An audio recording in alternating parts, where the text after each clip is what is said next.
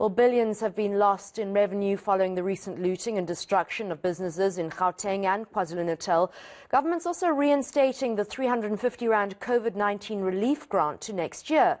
Well, the relief coffers are expected to be bled dry since thousands more people have been left unemployed as a result of the unrest. So just where is all this money going to come from, and which departments will feel the biggest knocks? Let's discuss this with economist Bonke Dumisa. Mr. Dumisa, thank you so much for your time. The COVID grant is going to cost Treasury about 23 billion rand. Is this money readily available, and did we have money set aside for such a disaster and for such a relief fund? Not necessarily, but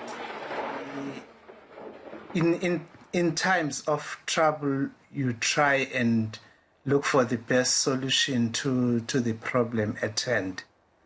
You are right, the national economy and the national fiscus is really empty.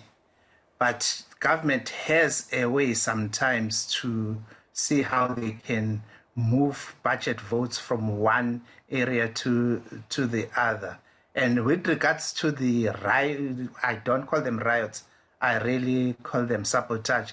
With regards to the economic sabotage in KwaZulu-Natal and Gauteng, the president confined himself to only 400 million rands, and that amount is less than the 600 million rands, which is already allocated for the SANDF to be all over the country in order to control some of the looting and anarchy. So I do not expect that the government is going to start raising loans in order to deal with these issues. But at the same time, something has got to be done. So it's not like there was some money which was hidden somewhere. So, Mr. Dumisa, it's like moving pieces on a chessboard, I suppose, for the Finance Minister, Tito Mboweni, who is going to have a media conference on Thursday, hopefully to explain where some of this money has come from. Where could the minister take money from to put into social grants?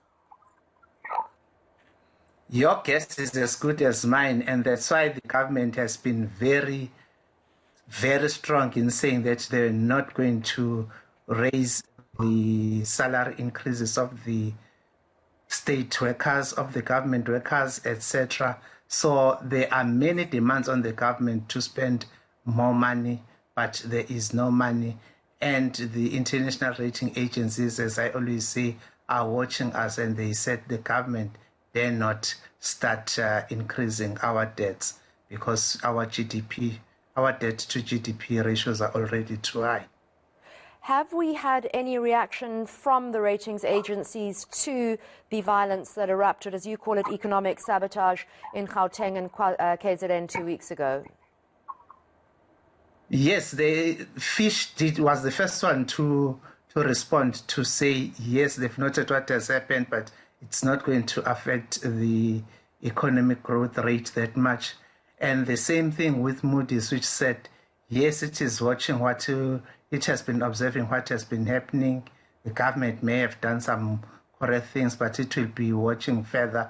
But it does also confer with Fitch that the economic growth rate is going to be lower, but not that much, because this thing only took about 2 weeks. Otherwise, the country is still okay.